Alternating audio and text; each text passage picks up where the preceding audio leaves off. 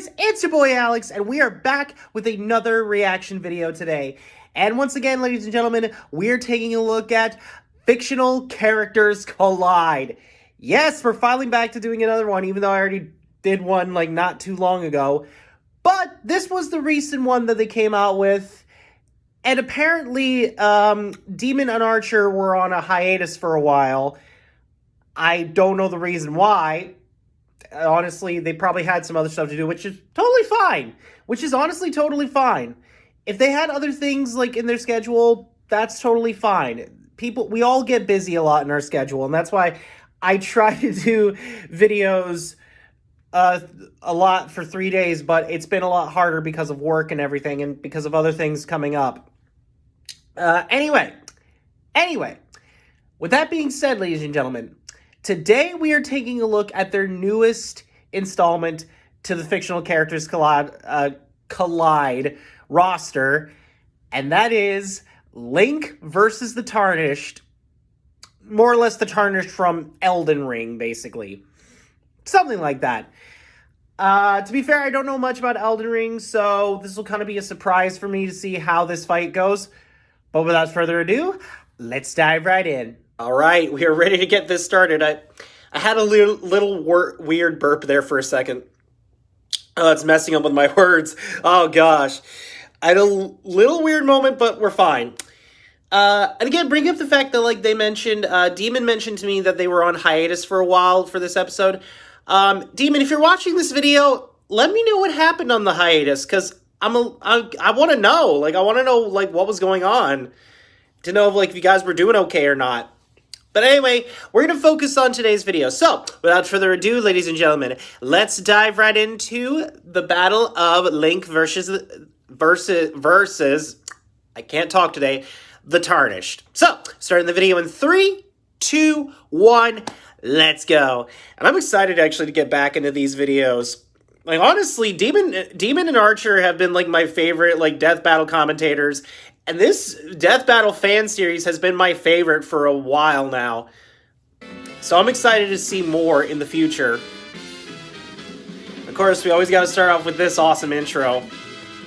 I actually wonder if they do manage to do, like, another season, if they're going to, like, do another, like, version of this intro. With an even, like, crazier battle-like music.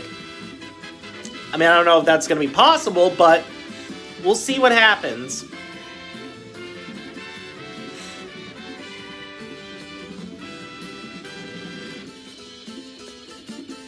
Yeah.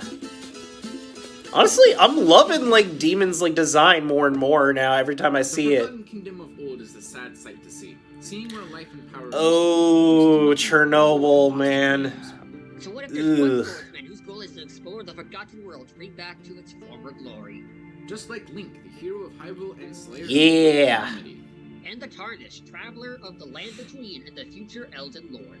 For this battle, we will only be using the hero of the wild incarnation of Link, meaning only info from Breath of the Wild... Yeah, I mean, the kingdom will be taken I guess that makes sense. So, spoilers ahead, folks. And while yes, the Tarnished can have multiple different classes depending on in-game decisions, for this fight we'll be assuming they have all stats max and all obtainable weapons, spells, and armors obtainable in-game. And with that out of the way, he's Demon and I'm Archer. It is our job to analyze these characters to their fullest, going through their feats and nice. to figure out who would win with these two fictional characters collide. In the once great land of... Sorry, I had to go deal with something real quick, but now we're back into this. Not only did this cause the death of the 4 champions across the land, the loss of the Divine Beast, and the fall of the kingdom. Oh, hold on, sorry, I had to pause it for a sec. You know, now that I'm thinking about it, Link has had it rough with his life. I mean, just think about it. He's had to go through multiple games to save Hyrule from a great evil that was once thought to be lost. I mean, seriously. Honestly, I just don't understand why he just doesn't take a vacation from all this great evil. I mean, I understand. I completely understand. He's the hero of Hyrule, and it's his job to save the world from ancient evil. But he just never catches a break when evil just comes lurking around the corner. I feel bad for him and Mario in the Nintendo world. For the fact, like, they both do the same thing, and they get nothing for it. I just feel like they both just need a vacation time. But led to the Well, then to be Prince of fair, Time Mario's vacation was ruined by Bowser, so maybe not Mario. Link, though, Link definitely deserves a vacation after all this. Years. More so like 100 years. Only to be awakened from the shrine and to come out as the hero reborn. Oh, actually, it's shirtless Link that's coming to the rescue. Oh, I forgot Breath of the Wild starts off like that with half-naked Link waking up in a pool of weird blue liquid. Wait. This guy's been sleeping for 100 years. Yeah. That means he's a really bad health. Oh my gosh. I don't think the Hylians were known for their healing shrines, Demon. But after waking up from the world's longest nap, talking to the old man here, and being able to glide through the air, Link's journey to restore the divine beast Nice. from the calamity, solve all the region's problems, and finally save Zelda. You're definitely gonna need a glider to get through this world. And this, honestly, I'm gonna... Oh, wait. Huh. I didn't take you for a chef. Link is a master of all weapons, swords, spears, clubs. I was gonna say, this is a game I have not played yet, but if you guys want me to play it, let me know in the comment section down below, and maybe when I find both this and Tears of the Kingdom, I'll get a chance to play it and maybe do a full Let's Play on these. I have to give massive respect. It might be hard because I don't know how long the games are. Ice arrows and stuff like the ancient arrows is like some artificer magic, which is said to fully vaporize or send the enemy to another place. That's actually impressive. Man, I really need to talk to this guy as a weapons dealer. And if he needs to get around, he can slide across the ground with as many shields or get on his trusty master cycle he can call on demand. Yeah, remember when Link just what? Fantasy World? I do. But alongside that, Link also is very adept Okay, yeah, sure. with the many wands you can find around him. I don't know, maybe I might regret saying that I wanted, if you guys want me to play this game. Oh gosh. I never saw it coming. Alongside this, he was given special abilities from his past friends. The Oh yeah. He did meet a lot of new friends. Back to life after death at least once. The root's protection. Rivali is probably like my favorite looking character from Breath of the Wild. And sends them right back, but he needs to have his shield out to use fully, and after 3 uses it needs to recharge. So it has to recharge. It's one of those power-ups. Have better control in the air. And with Urbursa's Fury, Link, when doing a charge spin attack, can summon lightning all Oh, that's over the air. nice. All of these sound cool. Nice. But have only a limited amount of uses before needing a recharge. And with stuff like Diva's Grace, it's kind of technically be used once per fight. But for me, his most impressive tool is a multifunctional Sheikah Slate. Oh. With this Oh, yeah, that thing. remote detonating explosives. Wait, where's Demon going with it? With magnesis, he can control metal in the air and even freeze objects and enemies in time with stasis, which then allows Link to hit them enough. That is actually kind of impressive, I'm not gonna lie. Speedrunning, I tell you. And that's nothing compared to his most devastating power. His arm. Oh yeah. Oh, yeah. Link got some nifty tattoos, which gives him some cool abilities. With recall, instead of freezing stuff in time, he can actually put stuff back in time for a while. He also lets some combine weapons and objects together, and my favorite is the Ultra Hand. With this, Link gives everyone the reason to Oh, be yeah. prepared and makes any I time remember seeing this. items. Like me, behold Archer. What, Demon? What have you done? It's not often that you're very creative. What did you... Oh... Demon... Come on, I thought we were better than this. I call it dying for the golden touch. Pan most likely didn't expect people like us to make crucifixions or robots with giant dogs. Oh my gosh. With Ascend, he can float through ceilings and objects. Never get creative control to Demon. Until isn't complete without Link's iconic weapon, the Master Yeah, Sword. babe. Is it okay? Long story, but we'll discuss it at its prime. With it, Link can blast projectiles. Maybe it's explained in the game, I don't know. And with this, he was able to stop Ganon for generations. Yeah, if you can tell, Link, or at least this version of the character, is the latest version of an incarnation of the spirit of the hero. Said to always Yeah, I think that, I remember correctly, I think people said that's like part of the story, that like, training and battle experience from all past lives. something like that. I think it was explained better in Ocarina of Time. The dude can dodge lightning from the Thunder Blight and Urbursa's Divine Beast, which is an easy 220,000 kilometers an hour. Careful. And even able to dodge the Guardian's own eye lasers, meaning Link is moving around the speed Nice. of light.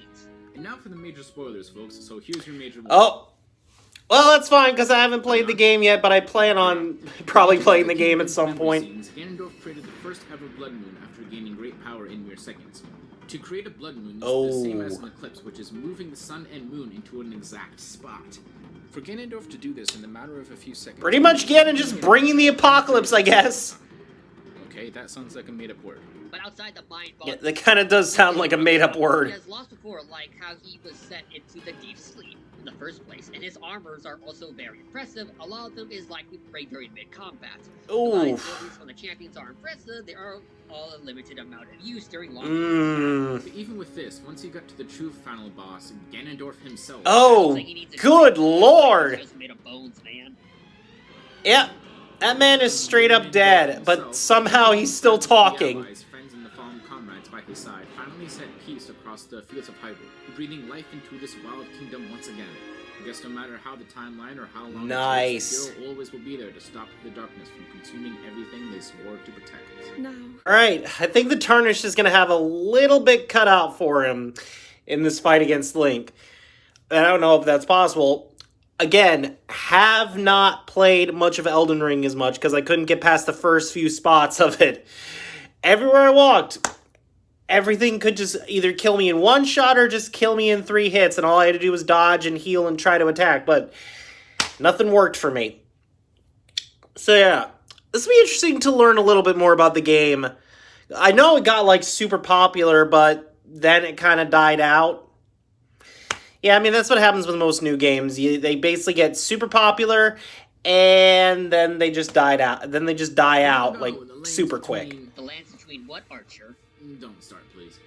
Anyway, long ago in the lands between, Queen America would alter the Elden Ring, the physical manifestation of the concept of order that governs the world, removing the Death Moon to make all those under her grace immortal. But not all were expected, not just by the Elden Ring itself, but by the Earth Tree which housed it, marking many individuals as tarnished and being banished from the kingdom. Yeah, I remember this opening cutscene. Lots of death happening. The landscape of the lands between would be forever changed by the event known as the Shattering, which left the Elden Ring shattered and spread out between the several demigods in the lands between, such as the Conqueror of the Stars Radon, the Blade of Michaela Melina, and... Wow. The mighty Godric the Grafted, the most powerful and revered of all the demigods.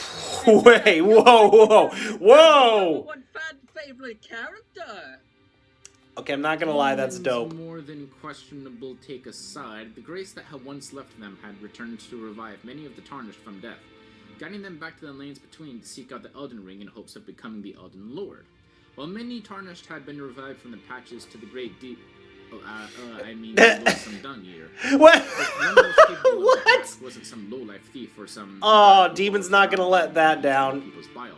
Shocker for that one, I know. For the most fit Tarnished for the task is known as the Tarnished of No Renown. The Tarnished of No Renown. Not the grandest title, but I guess. Wait, are you trying to compare me to a little shitty... Oh, wow.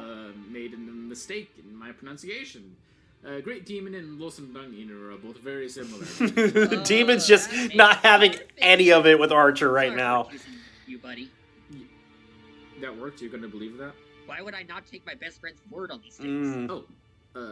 Okay then. Let's just move into the army's worth of weapons and spells at the Tarnished's disposal then. Through the use of several staffs and seals, they can manipulate magic in a variety of ways. I mean, to be fair, it's probably a lot to list because there's pretty much like Dark Souls, there's a lot of weapons in the game and a lot of magic to use. That is actually pretty dope, I'm not gonna lie. They were also gifted with the Spirit Calling Bell, allowing them to use spirit companions during combat. So you can pretty much just summon allies to fight for you as well. But they also have access to a multitude of I think use the term fight for you very literally. Wolves, poisonous plants, and even a mimic that takes the form of the Tarnished. Oh, Archer, I think we have ourselves a brand new co-host. Yeah.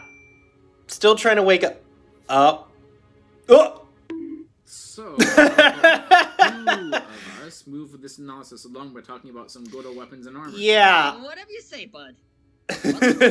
Best to not mess with the man with the giant hammer. A large array of swords, flails, hammers, spears, fists, whips, claws. For some weird reason, why does that hammer remind me of Thor's hammer from Record of Ragnarok? That dang thing was huge. Gravitational power. You can ray a barrage of arrows down on its targets. or his Star Scourge Greatsword, which can not only be dual-wield, but can send out a powerful AoE attack. The Grafted Dragon not only looks cool, I mean, just look at it, it's a gauntlet in the shape of a dragon's head, but it can also send out bolts of flames. Oh, okay, that's dope. The Tarnished can also set targets. Yo, a fire whip! Dude's hair. Not okay. The first combatant on the show to whip people with their hair, but definitely the first to use other people's hair. I mean, it's the same guy who has a sword that's a girl's prosthetic arm, so it's okay. not like the strangest thing. Yeah, true. But when the Tarnished isn't whipping you with hair or stabbing you with a prosthetic, he can unleash lightning attacks with the Dragon King's Crag Blade. Some cool weapons, though. The Sacred Relic Sword, making foes bleed out with Morgoth's Cursed Sword, or sending out an omnidirectional slash with the Black Blade. And we can't forget the Universe Hop. Do a lot of damage, though. Add all that sorry. Several, and I mean several more items. Yeah. Like I said, definitely too much to cover with all this equipment and armor and weapons and everything. He might have to take back what I said, that like he might have his work cut out for him with Link. Link might have his work cut out for him with this guy. Even if they succumb to these attacks, they can always revive at and return to their last checkpoint. Just like the Chosen. Yeah, I think again that was a thing in Elder Scrolls, Dark Souls, and Sekiro as well. I need to get back into playing Sekiro as well because I actually liked the idea of that game. It was just tough. It even dodged lightning made by this dragon. And yes, that's lightning. The movie game from it defeated calls it frozen lightning. That is honestly dope. Has been able to battle against the strongest that the lands between have to offer. With even lesser bosses and enemies being able to bash through pillars, the Falling Star Beasts are even capable of creating massive pillars in the ground. But that had nothing on the several demigods and the who should easily outclass. 2 times I've already yawned in this video. Apologies there, I'm still trying to wake up. Mightiest in the lands between. And while Radahn was in a far weakened state while the Tarnished battled with him, he still has power to hold back hundreds of stars and constellations. Although the stars Radahn seems to command seem far from the real deal, in fact, we get to see one of them, and it appears to be far closer to a meteorite than it does an actual star. But even if all the stars he holds back are meteorites, I don't like where that's going. It would still be an impressive feat. Just not as impressive floating little stars, you know. And even without it, far weaker bosses like his mother R'hllana, who, during her battle with the Tarnished, created her own pocket she creepy. Moon and even stars. And it is far more reasonable to assume these are real stars, as they come from a completely different source than the ones we see Radahn control. All of them pale when we compare to the ultimate challenge this Tarnished had to What? The Elden Ring incarnate, the mighty Elden Beast Okay. battle. The Elden Beast displayed I'm getting back into playing Elden Ring. That is dope. Also, the name of it, Elden Beast?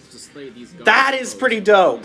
They still have their own faults, but their magic and summons are useful. They have a limited supply of magic, so it's not something they can okay, yeah. Not to mention many It's the same thing in like in Dark Souls. You have very limited resources to use. Endless amount of times. If they are to lose sight of the grace, they also lose their ability to revive themselves at a shard of grace. But even with their share of faults, they still prove themselves mightiest in the lanes between. And whatever their future may hold, whether it's becoming the Elden Lord or the Lord of Frenzy, or bringing upon the Age of Stars with Ranni the Witch, may the stories of the past one Elden Lord to rule them all. Ooh, this actually might be a tough decision to make or to see, because both of them have a great arsenal of weapons, magic, and equipment. The thing is, like, with this Tarnished now, hearing about this and seeing all the weapons he has, I hate to say it that I don't think Link has a chance in this fight. I mean, who knows? He might have a chance. It's really hard to decide, though. Oh my gosh. I've had my bad track record of, like, calling fights in this. You know what? I'm going to go with my gut and I'm going to give it to the Tarnished. I mean, Link might have a small chance in this fight to get, like, you know, ahead and actually damage him more. I don't know. But I'm going to go with my gut and give it to the Tarnished. Now, I'd be happy if Link won the fight. Honestly. I mean, I would have gone with my gut because Link is one of my favorite characters. But I'm sticking with my gut and saying the Tarnished has got this fight. With the arsenal of weapons and magic that he has, Even though, again, it's a limited resources for magic and limited, like, time for him to use magic, I'm still going with my gut. I'm still going with my gut saying the Tarnished is going to win this fight. I could be wrong, but again, I'd be happy if Link won this fight. But going with my gut. So we'll see what happens. We will see what happens. This actually, I don't know how tough this fight's going to be, but this will definitely be an interesting fight. This will be a very, very interesting fight to see what happens. It's definitely going to be a tough one to sit through, seeing Link die if he ends up losing this fight. These two fictional characters to collide. Alright, here we go. Oh! This is a new anime. Is this done in SFM or Unity? If so, this looks clean. What is Link trying to look for here? Oh. Oh, well, they see each other. Dang! Link just coming in, like, right off the bat. Here we go. Throwing them bombs. Yeah, that actually, I remember that being one of his moves in Smash. Oh, summon a little wolf buddy. Oh, well, he's got his own wolf buddies now. Oof. Link has definitely got the speed, though. Nah, he's not dead. He's not dead from that. Yeah, that's our boy. The wolf is not going to last long in this. Oh, firing off the arrows. Dang, just summoning straight up meteors to Link. Oh. Ah, nice. This is going to be tough. Tarnished has definitely got that, like, strength down a bit. Oh. What's he doing? Link, what you doing? Oh. Nice. Oh! Yeah, he's not... Oh, gosh, where is he? Oh!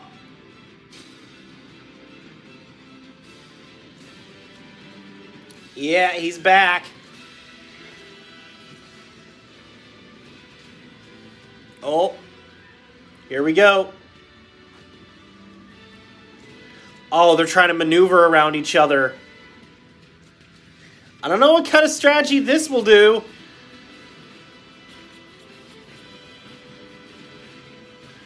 This is going to be tough. Here we go. Oof. Doing this for Zelda. Saving the world for Zelda. I ain't gonna lie, this looks clean if this is using SFM. What happened? I was worried the video crashed. Oh gosh. Did Link? No, he's still alive. Tarnished won. Oh. Oh, Link. Is he trying to revive him? Okay, who modded in the Master Sword? Fucking cheaters. Link at first glance had a good chance at victory. He was slightly faster. Yeah, but to be fair, Link didn't really have much of a strategy going into this fight. More battle experience thanks to the spirit of the hero and the knowledge it passes down to each generation. But that's when stuff tilting towards the target side. Yeah. Was faster. This guy was just I don't really say much harder to kill. He just had those, like, save checkpoints. Ganondorf creating the Blood Moon in a matter of seconds was highly impressive. Considering doing something of that caliber would be needing the combined 136 quetzal to do so, Or in layman's terms, around a good few million Yoda-tons of TNT to do so. But in I guess. Elden Beast was able to create multiple stars on their own, or even Oh, third time I've yawned. A combined total of... Okay, let me get the paper. 22 teraflow. Okay, Archer, somebody's clearly And with that, it would make the Tarnished hundreds to even thousands of times more powerful than Gandalf's Blood Moon creation. Way greater than Link's slight speed edge. And while Link could get a victory with something like the ancient arrows, which could send people to another plane of existence, I mean, to be fair, most of the weapons that like Link could have used actually would have helped him out in this too situation. much of a what if to fully use as a main argument of victory. And granted that the Tarnished own. I mean, I'm glad I called the fight right, but still. To keep Link at bay and prevented him to fully just focus on the Tarnished, he won't have a chance to pull it out just for him solely.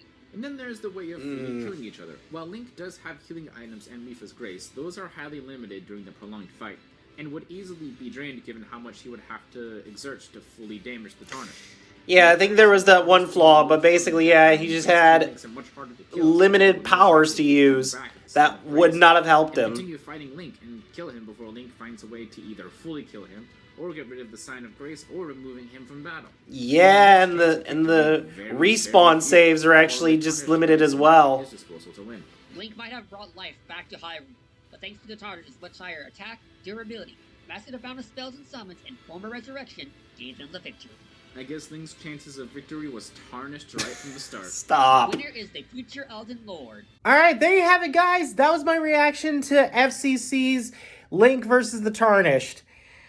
Definitely a really fun, interesting battle, and I like the animation change they did.